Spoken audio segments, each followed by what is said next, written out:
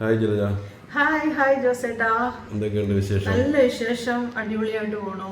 Valentine's day ഒക്കെ വരുന്നുണ്ട്, എങ്ങനെയാണ്? വാലന്റൈൻസ് ഡേ വരുന്നുണ്ട്, സ്നേഹിക്കുന്നവർക്ക് വേണ്ടി മാത്രമായിട്ടുള്ള ഒരു ദിനം. പക്ഷെ എനിക്ക് അങ്ങനെ വാലന്റൈൻസ് ഡേക്ക് ഗിഫ്റ്റ് കിട്ടിയ ഓർമ്മയൊന്നുമില്ല. കാരണം ജലജയ്ക്ക് കിട്ടില്ല, സ്മിതയ്ക്ക് കിട്ടുമോ?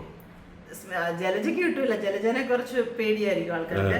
സ്മിതയ്ക്കാണെങ്കിലും ഇല്ലേ, ഞാനൊരു സുന്ദരിയും സുശീലയും ആയതുകൊണ്ട് എൻ്റെ പുറകെ കുറേ ആൾക്കാർ നടന്നു. അപ്പൊ എനിക്ക് ആരെ സെലക്ട് ചെയ്യണമെന്നുള്ള ഒരു ടെൻഷൻ ആരാ പറഞ്ഞേ? കുറെ ആൾക്കാർ പറഞ്ഞിട്ടുണ്ട് ആ കാലത്ത്. ഇപ്പൊ അല്ലായിരിക്കും, പണ്ട് കാലത്ത്.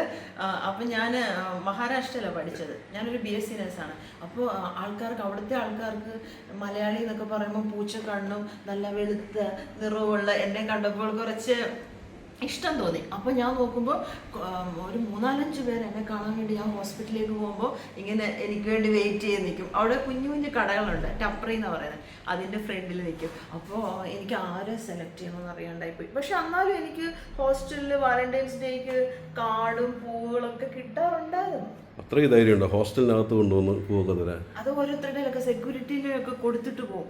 കാരണം അതുകൊണ്ട് അത് ആരാ തന്നേന്ന് പോലും എനിക്ക് മനസ്സിലായിട്ടില്ല. പിന്നെ പ്രേമൊക്കെ ഉണ്ടോ എന്ന് ചോദിച്ചാൽ ഞാൻ പ്രേമിച്ചിട്ടൊക്കെ ഉണ്ട്. ലോകത്ത് പ്രേമിക്കാത്ത ആരോടും. ജോസേട്ടന് പ്രേമം ഉണ്ടായിരുന്നോ? എനിക്ക് പ്രേമൊന്നുമില്ലായിരുന്നു, സമയം കിട്ടിയില്ല. എനിക്ക് പ്രേമൊക്കെ ഉണ്ടായിരുന്നു. പക്ഷെ എല്ലാ പ്രേമവും എല്ലാവരും എന്നെ തേച്ചിട്ട് പോയി. അങ്ങനെ തേച്ചാ ഞാൻ 1-2 തേപ്പ്. ജലജയെ തേക്കാനുള്ള ധൈര്യം എല്ലാവർക്കും ഉണ്ടാവും. ഞാൻ ആക്ച്വലി ഒരു വളരെ വളരെ ശിശുവാണ്, മനസ്സിന് ഒട്ടും കട്ടിയില്ലാത്തൊരു കുട്ടിയാണ്. ഇങ്ങനെ അഭിനയിക്കുന്നത് മാത്രമേ ഉള്ളൂ. അപ്പോൾ എനിക്ക് അന്നത്തെ കാലത്തൊന്നും തിരിച്ചു പറയാനൊന്നും അറിയത്തില്ല. ഇപ്പൊ ഞാൻ പക്ഷെ ഭയങ്കര ഒരു ശക്തിയായ യുവതിയാണ്.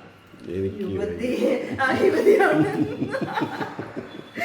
അപ്പൊ ഇപ്പൊ ആരെന്ത് പറഞ്ഞാലും പോടാന്ന് പറയാൻ അല്ലെ നോ എന്ന് പറയാനുള്ള ധൈര്യം എനിക്കുണ്ട്. ഇപ്പൊ പത്രമാറ്റിലെ വിശേഷങ്ങൾ എന്തൊക്കെയാ? പത്രമാറ്റിപ്പോ നമ്മള് നമ്പർ 1 അല്ലേ, നമ്മളെല്ലാരെയും തോപ്പിച്ചു ഭയങ്കരമായിട്ട് മുന്നേറിക്കൊണ്ടിരിക്കുകയാണ്. അപ്പൊ ഇനിയും ഇതുപോലുള്ള എക്സൈറ്റിംഗ് ആയിട്ടുള്ള എപ്പിസോഡ്സ് ഒക്കെ ആയിരിക്കും വരാൻ പോകുന്നത്. ആൾക്കാരൊക്കെ ത്രില്ലടിച്ച് ചാകും. പിന്നെ എനിക്കും കുറച്ചുകൂടെ ഒക്കെ പുതിയ പുതിയ പാരകളൊക്കെ പണിയണമെന്നുണ്ട്. അതിനെക്കുറിച്ചൊക്കെ ഞാൻ ആലോചിച്ചുകൊണ്ടിരിക്കുകയാണ്. പാവം നയനയൊക്കെ കൊല്ലുമോ? നയനെ കൊന്ന എല്ലാവരും ഇവിടുന്ന് ഇറക്കി വിട്ടിട്ട് എനിക്ക് അഭിക്ക് മാത്രമായിട്ട് ഈ അനന്തപുരി കൊട്ടാരം ഇവിടുത്തെ സ്വർണ്ണം എല്ലാം ഞങ്ങൾക്ക് വേണം. ഞങ്ങൾക്ക് അങ്ങനെ ഒരു 120 വർഷം ഞങ്ങൾക്ക് രാജാക്കന്മാരെ പോലെ ജീവിക്കണം. ബാക്കിയുള്ളവരപ്പം സമ്മതിക്കൂ? അവരൊക്കെ നമ്മൾ അതിനല്ലേ പൊടി കലക്കി കൊടുക്കുന്നതും. എപ്പോഴെങ്കിലും എന്തെങ്കിലും കാലത്ത് ഇവർ ആരെങ്കിലും ഒക്കെ വീഴുമല്ലോ, അതിനായിട്ട് അവള് കാത്തിരിക്കും. സ്മിതയായിട്ട് ഇതൊക്കെ ചെയ്യോ? ഞാനാണ് ഒരിക്കലില്ല. ഞാനൊരു ഉറുമ്പ് ഇങ്ങനെ നിരനിരയായിട്ട് പോയാൽ അതിനെ വരെ ഞാൻ മാറ്റി വിടും. ഞാൻ കൊല്ലില്ല. പാറ്റ കഴിഞ്ഞ ദിവസം പാറ്റ ബാത്റൂമിൽ കിടക്കുന്നു, അത് കമന്ന് കിടക്കും, അതിന് ഓടിപ്പോകാൻ പറ്റുന്നില്ല. അതിനെ വരെ ഞാൻ തിരിച്ചു വിടും. പാവം പോയിക്കോട്ടെ. ഞാൻ എൻ്റെ മോനെയും കൊണ്ടാണ് അതിനെ കൊല്ലിപ്പിക്കുന്നത്. ഞാനതൊരു ദൂരെ മാറിയിരിക്കും.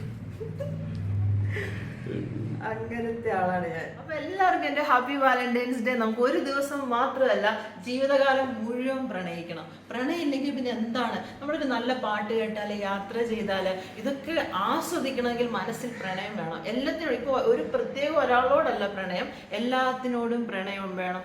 ഹെൽത്ത് ആണെങ്കിൽ ഹെൽത്തിന് വേണ്ടി നമ്മൾ എന്താ ചെയ്യുക? ജിമ്മിൽ പോകണം, എക്സസൈസ് ചെയ്യണം. അതിനോടൊരു പ്രണയം ഉണ്ടെങ്കിൽ നമുക്ക് ഇതൊക്കെ ചെയ്യാൻ പറ്റും. അപ്പോൾ എല്ലാവരും സന്തോഷമായിട്ടിരിക്കുക. Happy Valentine's day.